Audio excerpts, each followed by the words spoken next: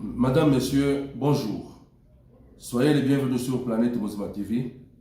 Aujourd'hui, nous revenons sur notre plateau ici pour un numéro aussi spécial où je reçois encore notre invité habituel, le pasteur Bertin Kassangana, avec qui nous allons développer un sujet très important. Sans plus tarder d'ailleurs, je salue. Bonjour pasteur. Bonjour papa d'État. Soyez bienvenue encore sur notre plateau aujourd'hui. Merci. Je pense que nous allons partager la parole de Dieu. Et je voulais vous demander qu'on puisse commencer par une prière. Merci. Merci.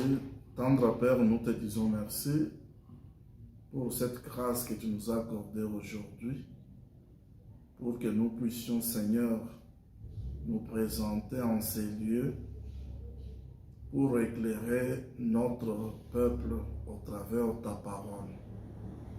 Nous voulons que le Saint-Esprit puisse nous conduire du début jusqu'à la fin de cette émission et que la connaissance du Saint-Esprit puisse aussi parvenir à mes frères et sœurs dans notre pays, au nom de Jésus. Amen. Amen. Oui, voilà, on se retrouve encore aujourd'hui, pasteur.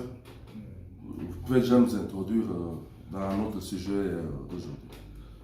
Merci. Je dis bonjour à nos téléspectateurs de Planète Mozima TV. Aujourd'hui encore, Tozolo Bella, deuxième volet, il y a infiltration. Tolobaki Liboso, infiltration d'une nation par ses ennemis et ses conséquences. Les lots Tozolo Bella, volet au Italie, infiltration d'une nation au moyen du mariage. Donc, et l'autre, le infiltration, il y a Mboka Mobimba et il y a infiltré Mboka Mosusu. Alors, il faut que Munguna Tangwazo préparer et Loko à préparer face A, à préparer la face B. Alors, ce qui a montré que face A est échoué, à kolinga kene na face bende et loko na lingi peuple congolais to sosola yango lelo. Alors dans l'introduction la fois passée totangaki na mukanda ya Deutéronome chapitre 7 à partir du premier verset jusqu'au 6e. Bible elobi boye Nzambe azopesa mibeko oyo epa bana Israël. Azoyebisa bantango bokokota na mboka onga na pesi bino bana na bino ya mibali babala te basi ya bikolo mosusu pe bana na bino ya basi babala bango te epa ya mibali ya bikolo mosusu. Alors tango na mekaki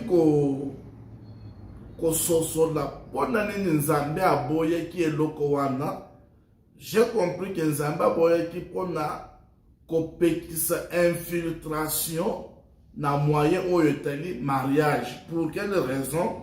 Na noté à peu près 4 raisons. Raison du bosso, ce qui mariage wana eselemi bato bikolo mususu bako détourner Israël du bosso ya Nzambe.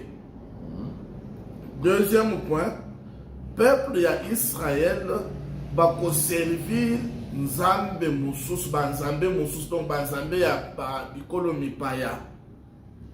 Troisième des choses, ba peuple bako tonga ba hôtel ole ya kobonzela Nzambe mbeka, bako tonga ba hôtel wana po ba banda kotumba mbeka pona banzambe ya ba bikolo mususu.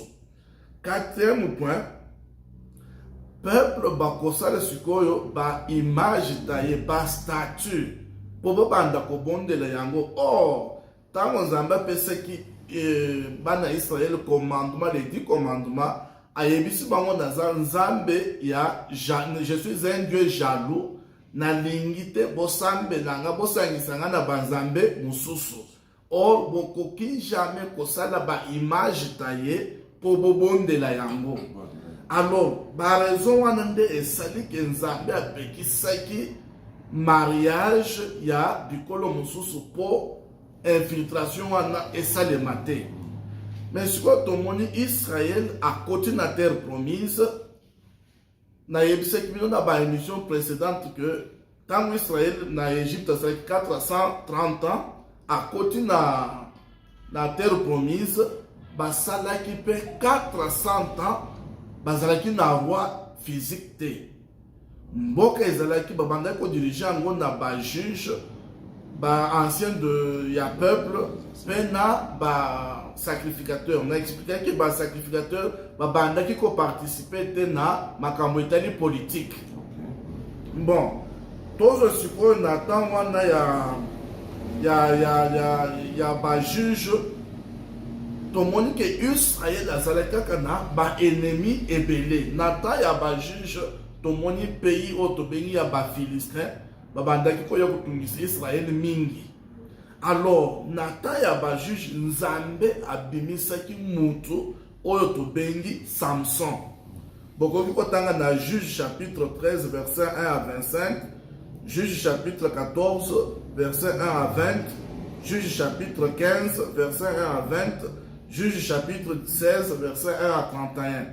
Nzambe abimisi mutu oyo babengi Samson.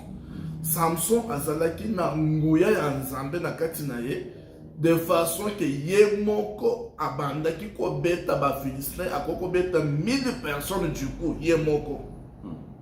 Alors toye komona ke Nzambe apesaki Samson secret oyo il a fallu salini abatela. Akokaki ko mela 20 alcoolisé te, akokaki ko mela masanga te, akokaki ko kata suki na ete. Donc, quoi les secret? Bon, j'ai fait parler la Bible, les commandements, mais j'ai fait parler la Bible. Dans mon avis, que ceux qui Samson abalaka une femme israélite. Attends ceux qui Samson a qui a révélé un secret et pas une femme israélite.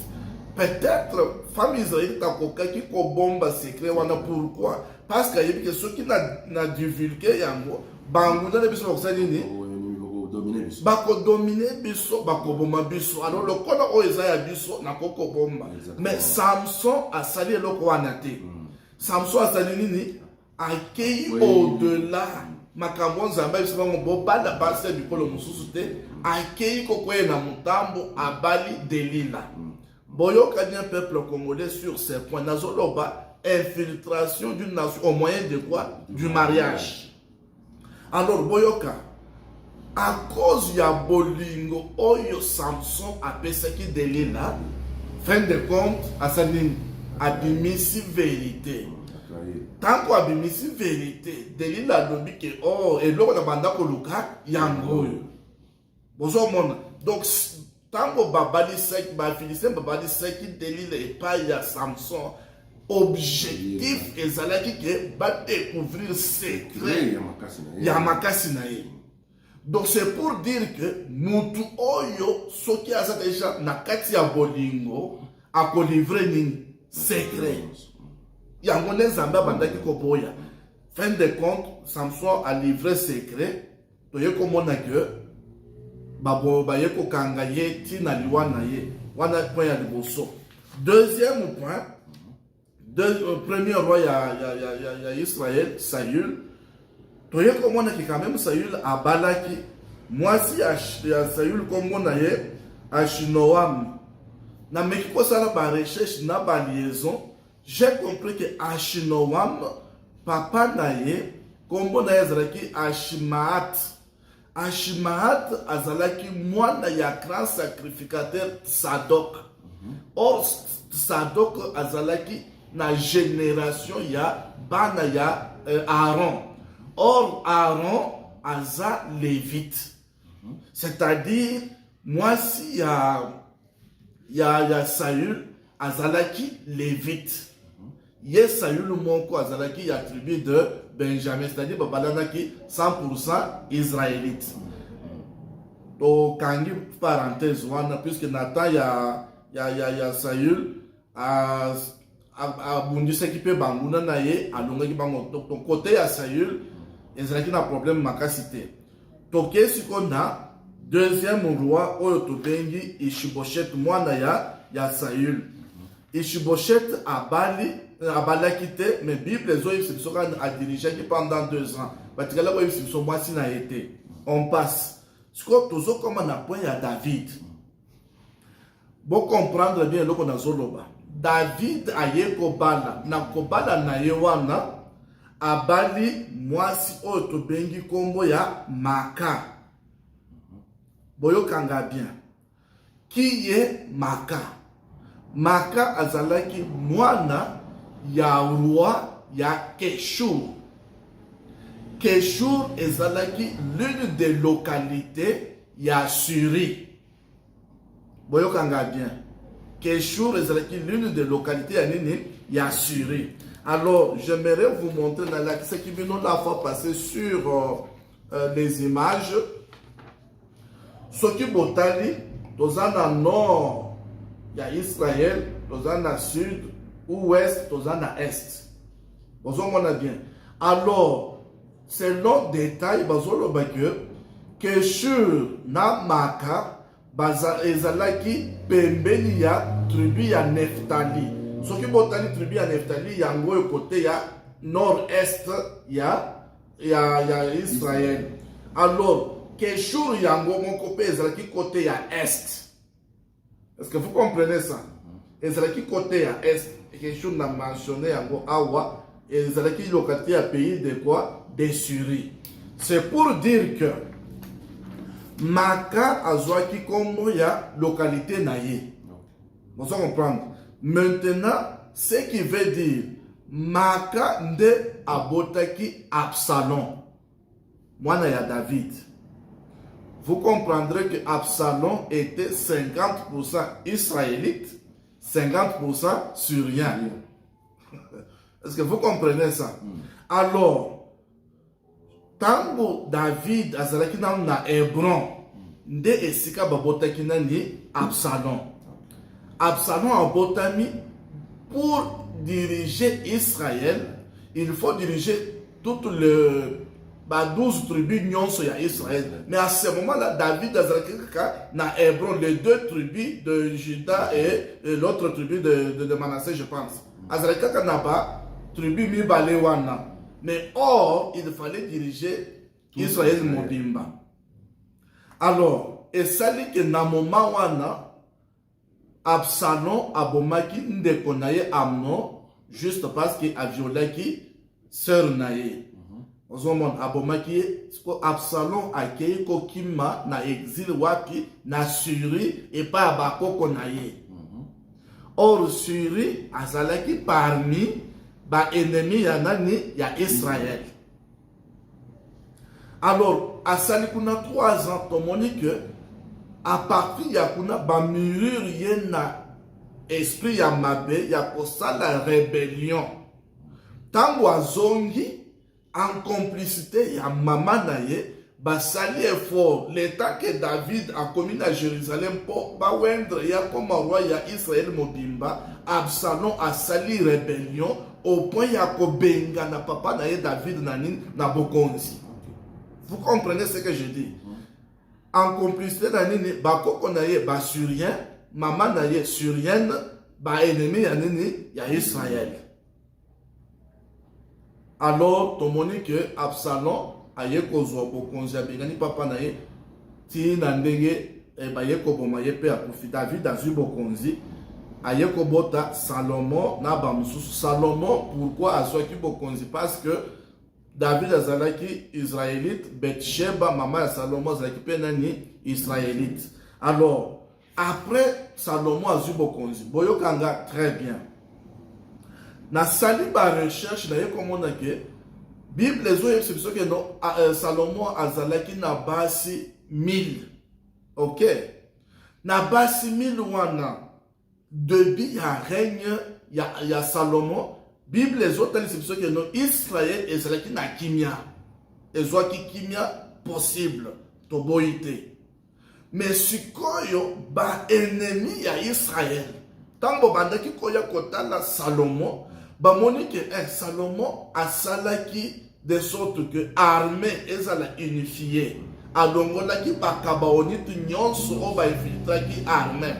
A organisaki peuple naye, ba travailler, ba fonctionner, ba nyonso bazalaki bien payé, bien rémunéré. Ba moni que moyen ko ya kokote la Israël na armée ezate. Moyen to infiltrer bango boye ezate. C'est ainsi que barwa o bandaki ko ya o Bible lobi que bandaki ko ya kotala boanya na koyoka kwanga ya Salomo ba profiter ce que bandi ko tinda bana na bango ya basi et pas nan et pas Salomo. Pour Salomo abala bango, c'est-à-dire la plupart ya basi ya Salomo c'était des princesses bana ya barwa ya bamboka nususu onzambe apekisaki bango babalate. Maintenant écoutez, parmi ces femmes-là, Bayesikoyo ko inculqué na Salomo idée ya mabe. Salomo a balukeli Israël. Ah bon? Abandi ko sali se bango misala ya makasi. Tous les travaux forcés. Ça c'est deux. Salomo a ye ko sali nini abakiseli bango ba impôt na ba taxe. Israël ba connu comme on a passé na mboka onzamba lobi le pays où coule le lait et le miel, mais il ne bénéficiait pas c'est lait et le miel là onzamba et ce qui bango. Bon monique au travers y a mariage, Salomon a se détourné contre Dieu et contre son propre peuple. Est-ce que vous comprenez? Il y a un sali que au fur et à mesure Salomon a yeko koyeti na façon ya kobanda kobonde le bikeko basi muswana ba yeliye ba yisno ba imposer ye azui. Nous passons de après Salomon mwana na ye yeko zobokonzi parmi mwana ye Roboam pe ayeko empire makambo parce que abalaki pe basi ya bikolo mosusu. Vous comprenez? Alors peuple ba yeli ba yisno non na ndenge toponio étant que roi papa na yo anyokoli biso. Vous comprenez? Alors yo il faut alléger quand même tâche o yo papa de salini ayeko abande ko nyokoli biso. Roboam ayeko bakisa plus que papa na ye Salomon.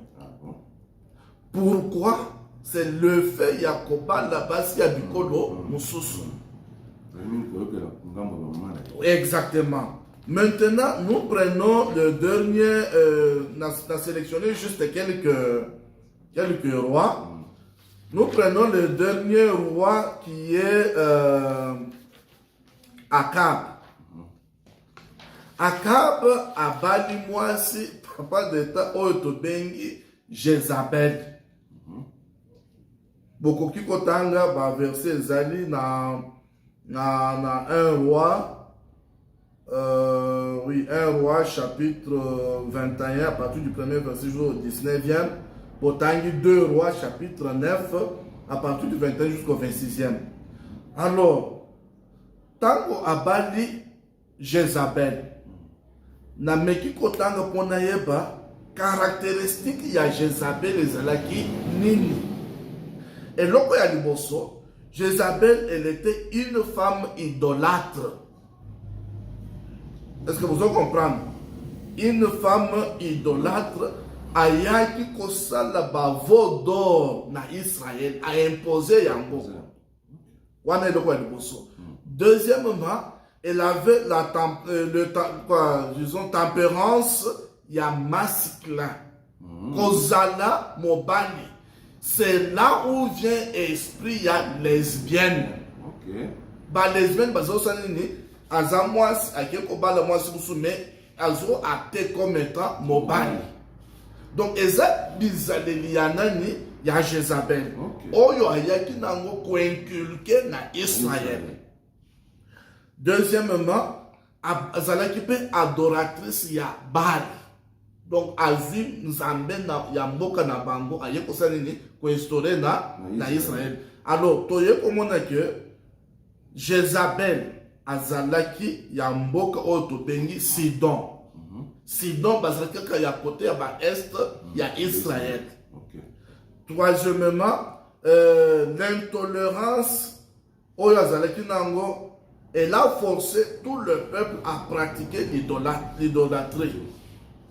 Et là, il y a Souka, Abandaki Koboma. Yango Monique, autant il y a roi Akab, ba prophète nyonso bakiminin Israël. C'est-à-dire, au Meki Koloba, bakatio mutu. Au Meki Koloba, eloko qui contre volonté ya Jézabel, bakatio mutu. Bande koboyoka sikoyo. Nathan ya Jézabel. Ezalaki na mutu moko to bengi Nabot. Nabot azalaki na bilanga na ye ya bien. Oyo batikelaki ye pa bakoko na ye comme étant héritage. Roi Akab akeye pa ya Nabot ayebisi non étant que israélite na yebi mimbeko na biso. Nzamba lobi ne faut pas envier eloko ya mutu kobotola eloko ya mutu na makasi te. Mais na ye de sorte que to négocier otekelanga bilanga na yo parce que eza pembeni na oyanga. Nabot alobi jamais. Oyo eza héritage ya ba parents na ngai. Nakoki jamais posséder yango. Alors Akab azongi attristé ayebisi Jézabel. Jézabel dit non, ça a posé. Jézabel a organisé un complot. Oyo bokomona na ba version na pesi 1 Roi chapitre 21 verset 1 à 9 à 29. 2 Rois chapitre 9, 1 à 37 a organisé complot jusqu'au point que Babomi Nani, Babomi Nabot. Peuple congolais, écoutez-moi ce que je voulais dire. Quand Dieu m'a révélé et l'oyo sur le mariage avec les étrangers, j'aimerais maintenant ouvrir intelligence à peuple congolais. Je voulais dire ceci. Bon, t'as bien. Tous les hommes politiques influents yambo cannabiso. Basi na bango, basa ya bikolo nini. Basa ya bamboka nini.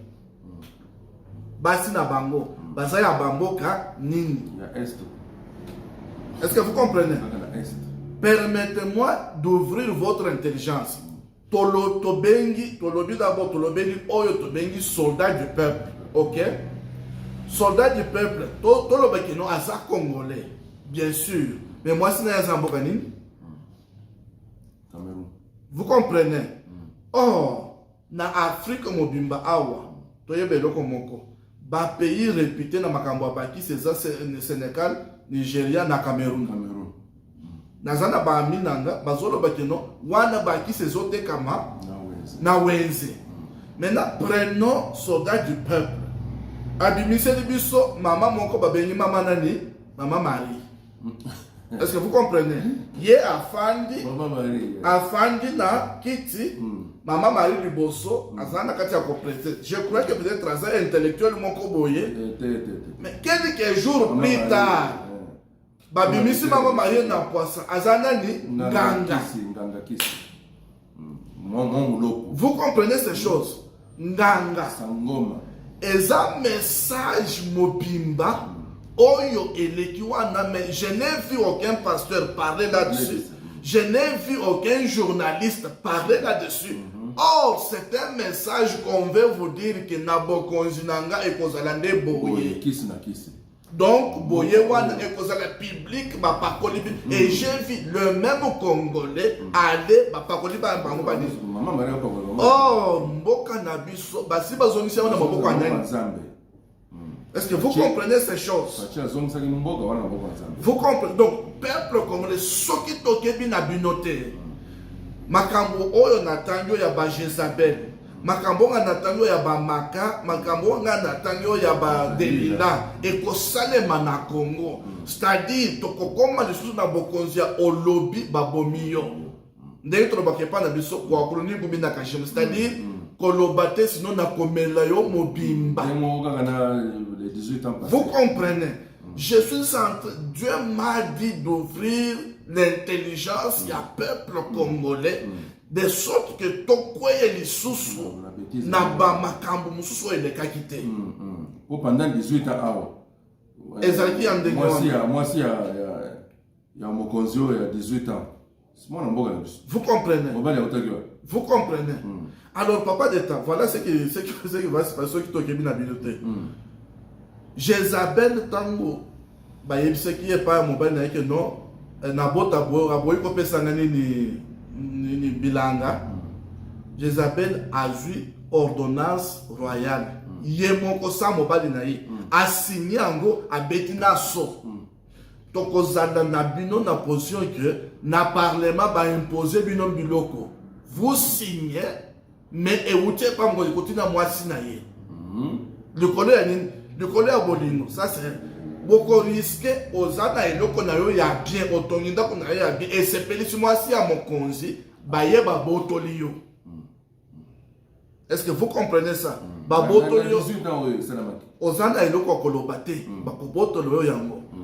Nous allons dans le Bible, ceux qui vont éviter qu'il y a Rwanda comme langue nationale.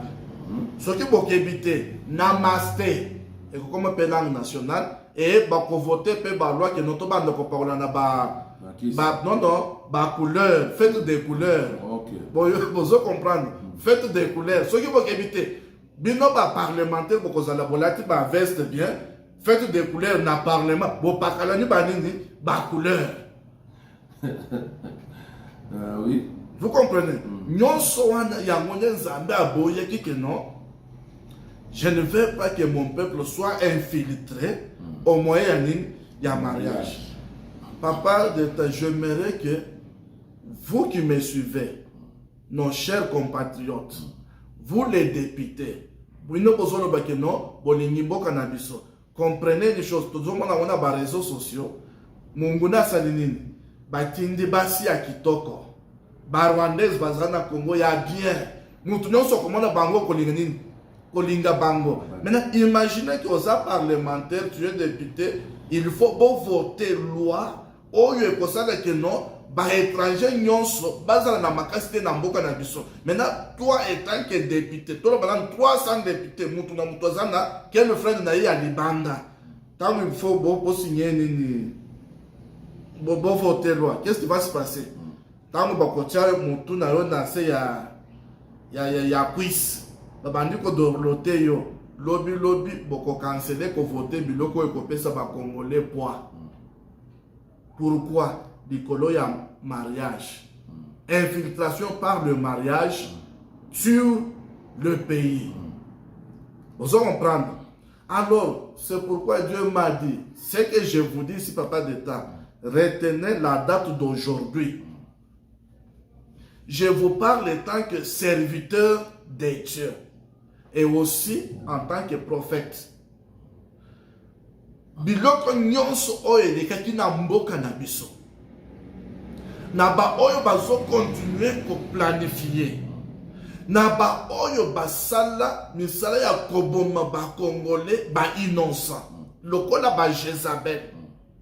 Je suis en train de vous dire, Nzambe yebisinga ta na beno sanini esili. Ceux qui vont continuer, vous allez vivre sort ya Jézabel on a dit tanga. Tanga 2 Rois chapitre 9, verset 10. Juste au bâtanga, verset 10. Verset 10.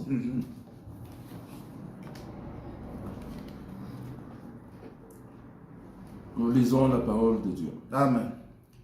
Les chiens mangeront Jézabel dans les champs d'Israël.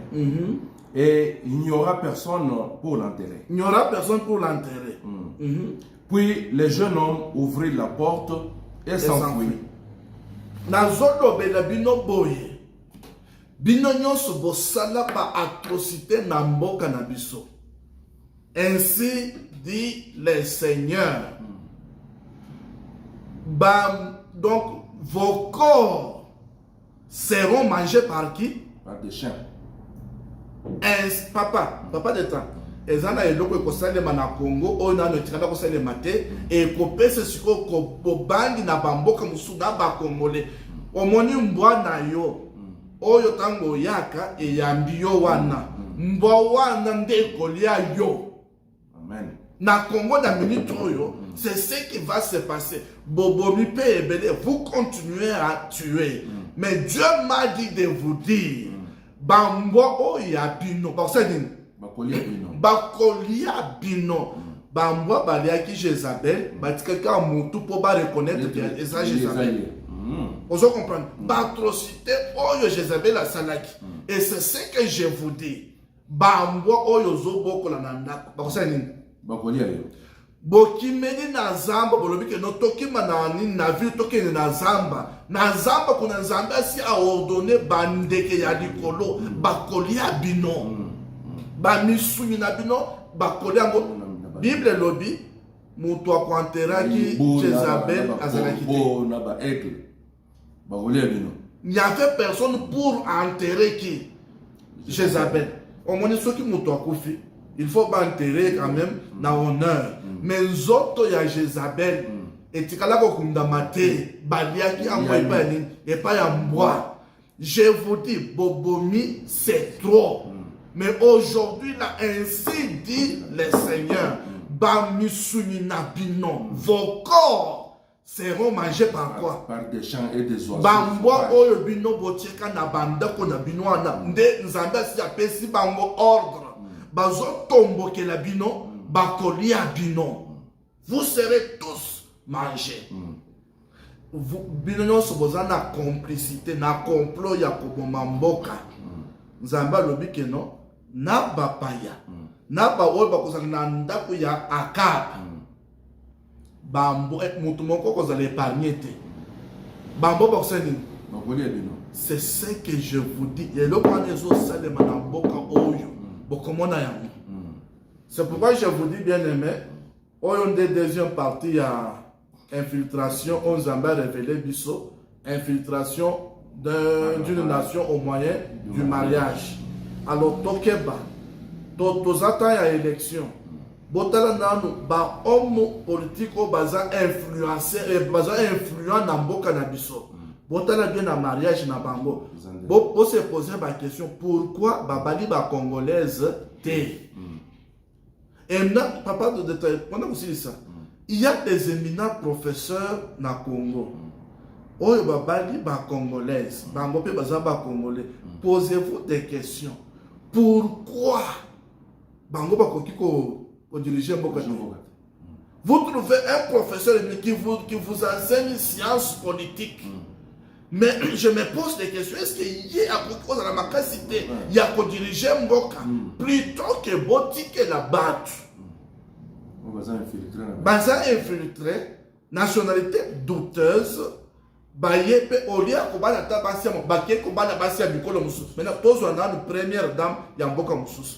Papa de tapona aussi ce monde beaucoup tozali oyo nazana amina tozala amina biso histoire vraie amina biso na alingaki officier militaire ya mboka oyo.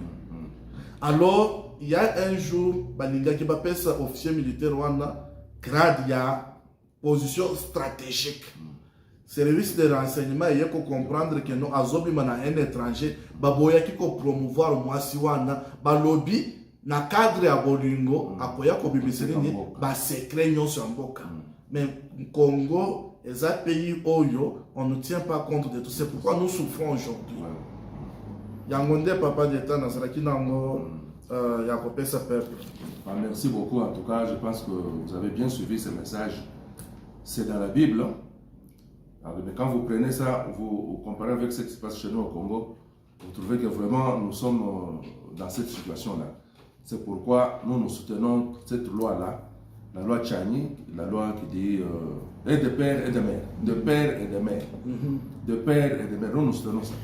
Alors, donc c'est un peu ça, je voulais clôturer l'émission, parce que nous sommes arrivés à la fin, les temps nous fait défaut. Il y a beaucoup de bonnes choses que les pasteurs pourraient vous révéler ici, mais faute de temps, nous sommes obligés de terminer l'émission. Alors, vous qui nous suivez, hein, partagez cette vidéo, aimez la vidéo et intéressez vos amis, vos familles pour qu'ils puissent bien sûr nous suivre chaque fois sur notre chaîne, hein, qu'ils s'abonnent aussi massivement. Comme ça, nous aurons une grande audience avec nos émissions. En tout cas, je dis grand merci à ceux qui nous soutiennent dans tout ce que nous faisons.